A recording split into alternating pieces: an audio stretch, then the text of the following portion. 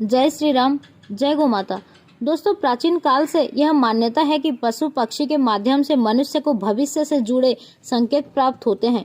अचानक ही किसी पक्षी का घर में प्रवेश करना अथवा घर के सामने आकर बैठना भविष्य में आने वाली शुभ और अशुभ घड़ी का संकेत समझा जाता है। कौवा, चिड़िया, कबूतर आदि पक्षी अचानक ही घर के सामने आकर बोलने लगते हैं तो इसे कभी दुर्लक्ष्य नहीं करना चाहिए। इससे जुड़े संकेत के बारे में हमारे शास्त्र में बताया गया है। अचानक ही बहुत सारी चींटियां भी कहीं से निकलने लगती है अथवा घर की छत पर जमा हो जाती है तो शास्त्र में इसे एक विशेष संकेत कहा गया है। रात्रि के समय में भी मनुष्य को कुछ आवाजें सुनाई देती है जिन्हें संकेत ही समझना चाहिए। गांव में रहने वाले लोग इस बात को जानते हैं, इसलिए वह रात्रि के समय में सतर्क रहते हैं, क्योंकि रात्रि में कुछ अनजाना और बुरी शक्तियां विचित्र आवाज निकालती है जो अत्यंत भयानक और डरावनी होती है और मनुष्य को इनसे सावधान रहना चाहिए।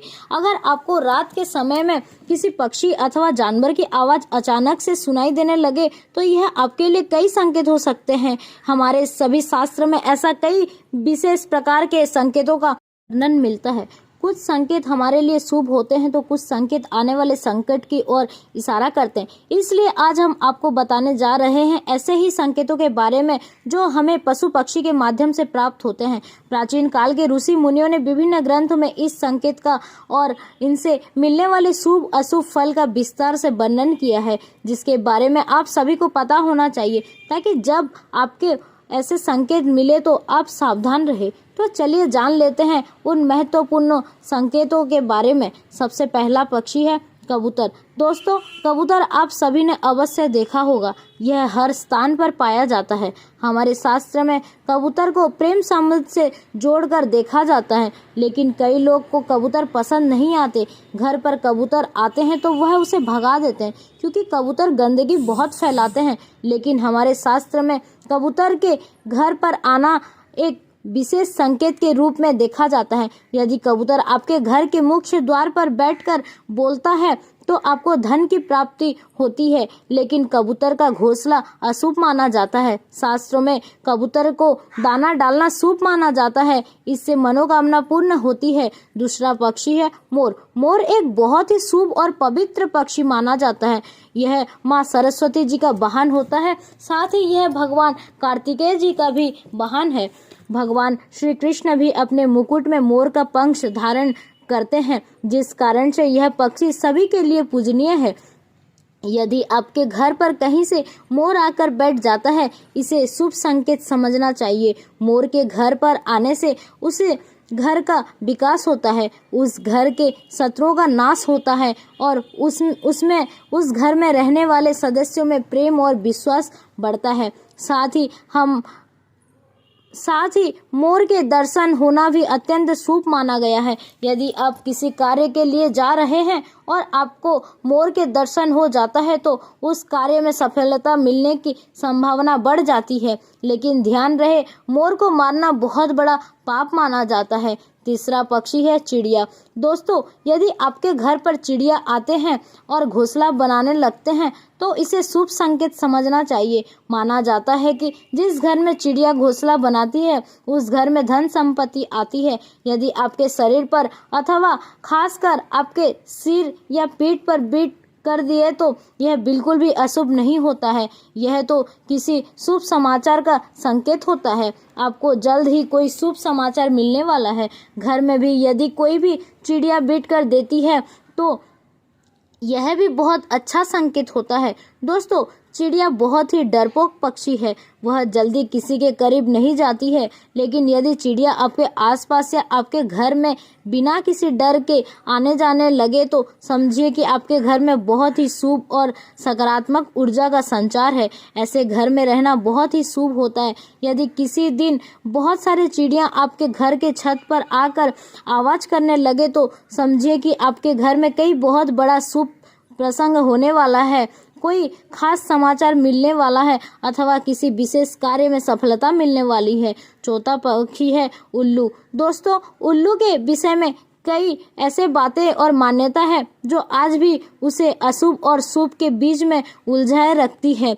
कई लोग उल्लू को अत्यंत शुभ मानते हैं तो कुछ लोग ऐसे भी हैं जो उल्लू को अशुभ समझते हैं। दोस्तों, उल्लू एक निशाचर पक्षी है जो रात में जागता है और दिन में सोता है। असल में उल्लू की शरीर रचना और उसकी आवाज ऐसी होती है कि कोई भी उसे देखकर डर जाएगा। शायद इसी कारण से ही इसे देखना अपशगुन माना जाता है। उल्लू के मुंह से निकलने वाली ध्वनि रात के शांत वातावरण को डरावना बनाती है। उल्लू की आंखें बड़ी और बेहद डरावनी और इंसानों की तरह सामने की ओर होती है। कान भी बड़े होते हैं। चेहरा बादाम के आकार का होता है। उल्लू अपने गर्दन और आँखों को चारों ओर घुमा सकता है। भयानक दिखने वाले इस पक्षी की आवाज़ भी बहुत भयानक होती है। यह हमेशा रात में ही चिल्लाते हैं और अपना शिकार करते हैं। इसलिए इनके भयानक रूप के कारण पुराने लोग इसे अशुभ मानते हैं। लेकिन दोस्तों, पुराणों में वर्णित एक कथा के अनुसार लक्ष्मी जी जब स्वर्ग से धरती पर आ रही थी तो उन्होंने सबसे पहले प्राणियों में उल्लू ही देखा था। क्योंकि वह रात का समय था तो प्राणियों में उल्लू ही ऐसा था जो जाग रहा था। इसलिए उन्होंने उसी को अपना वाहन बना लिया। इसलिए उल्लू को देखना या उसकी आवाज़ सुनाई देना अत्यंत शुभ माना जाता है। पश्चिम बंगाल, आसाम और ओडिशा में तो लक्ष्मी जी के साथ साथ उनके वाहन उल्लू का भी पूजा करने का रिवाज है। कई जगह पर माना जाता है कि यदि किसी भी गर्भवती महिला को उल्लू दिख जाता है तो यह शुभ संकेत है और यदि उसे उल्लू छू ले तो उसके होने वाली संतान भाग्यशाली होती है। इसी प्रकार उल्लू यदि किसी रोगी को छू कर चला जाता है तो उसका गंभीर रोग भी ठीक हो जाता है। यदि कुछ आवश्यक कार्य जैसे नौकरी, परीक्षा आदि के लिए जा रहे हैं और उल्लू दिख जाए तो यह भी शुभ माना जाता है। सुबह सुबह यदि उल्लू दिखाई दे या उसकी आवाज़ सुनाई दे तो यह धन प्राप्ति का संकेत है। इसलिए उल्लू को या उसकी आवाज़ को कभी भी नज़रअंदाज नहीं करना चाहिए।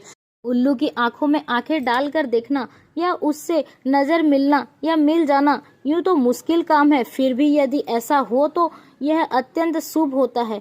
समझ लीजिए कि आप पर धन की वर्षा होने वाली है।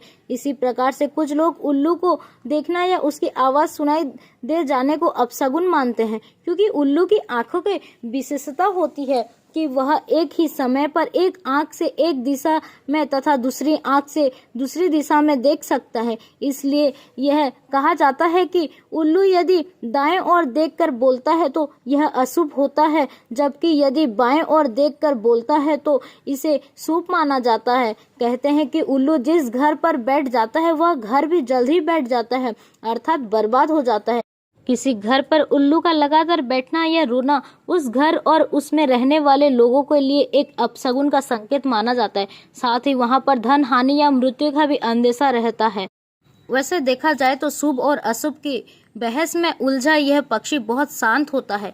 किसानों के लिए यह वरदान ही होता है और इसी तरह के जानवरों का शिकार करता है जो फसल को नुकसान पहुंचाते हैं, परंतु अब यह भी संख्या में कम होते जा रहे हैं। मंत्र साधना में और विशेषकर दिवाली के अवसर पर लक्ष्मी जी को प्रसन्न करने के लिए बड़ी संख्या में इनकी बलि दी जाती है। इसके नाखून, बाल और पंख को तांत्रिक क्रियाओं में उपयोग किया जाता है, परंतु ऐसा करने वाले यह नहीं समझते कि उल्लू तो स्वयं ही माँ लक्ष्मी जी का वाहन है। उसे मार कर तो माँ कभी भी प्रसन्न नहीं हो सकती है। इसलिए यदि आप भी उल्लू के पंख या नाखून खरीदते हैं तो ऐसे भूल कभी ना करें। दोस्तों, इस प्रकार से शास्त्र में इन खास पक्षियों के बारे में बताया गया है। क्या आपको भी घर पर ऐसे पक्षी आते हैं? उम्मीद है आपको यह जानकारी अच्छी लगी होगी। वीडियो को लाइक जरूर करें, कमेंट में जय माँ लक्ष्मी अवश्य लिखें, साथ ही चैनल को सब्सक्राइब करें। आप सभी का धन्यवाद। जय श्री राम, जय गौ माता।